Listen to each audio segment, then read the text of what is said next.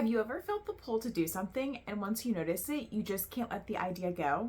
That has been me with the idea of getting my finances in order in 2025.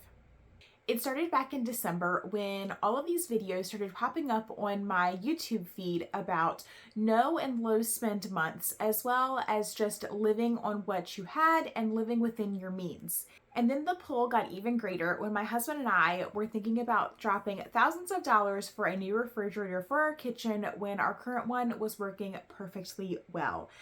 So that is the start of how I got this idea of that I want to get my finances in order in 2025. I truly believe it is God telling me to be a better steward of what He has given me.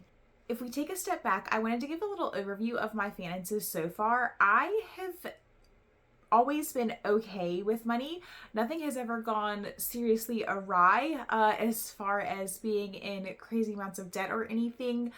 Whenever I would get money, I would always try to set a little bit aside to save it for a rainy day or in case something came up.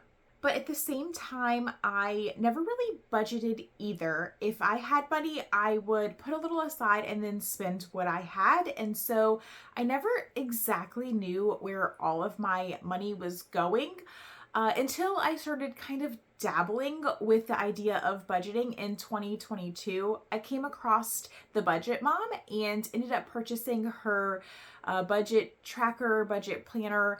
I've also gotten a few others over the past couple of years to try, but I have never truly been consistent with it.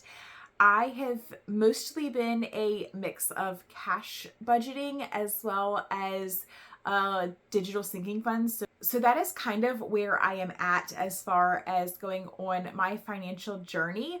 Looking forward to 2025, I want to get my spending under control and to know where all of my money is going. I would like to consistently set up a budget so that way I know the function of each dollar and where it is all going.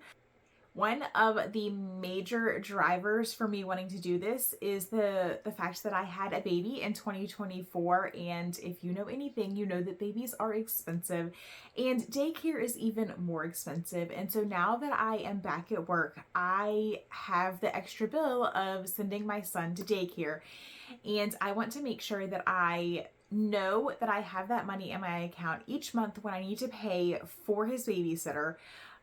So that is one of the main reasons that I am doing this, to make sure that I, number one, have my spending under control, and number two, I have the money in order to take care of my son.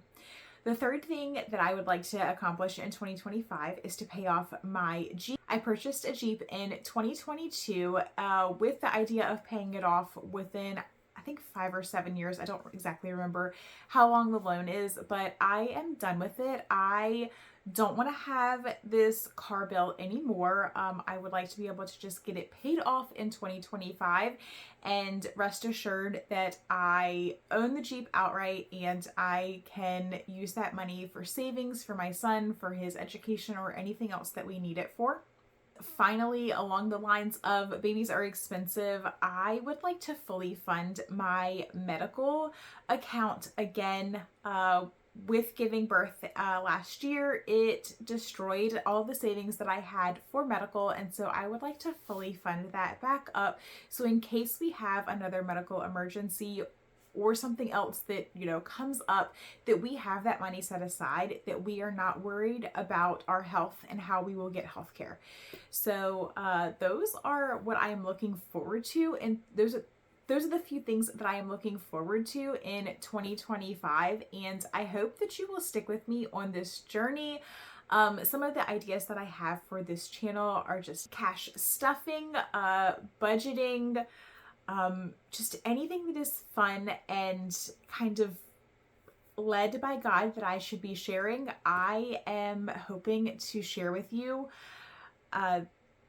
This is very new for me. This is not something that I ever thought that I would do, and so I am taking a bit of a leap of faith in order to post this. I am feeling led in this direction, and I hope that you will join me in my journey, and I will see y'all again next week.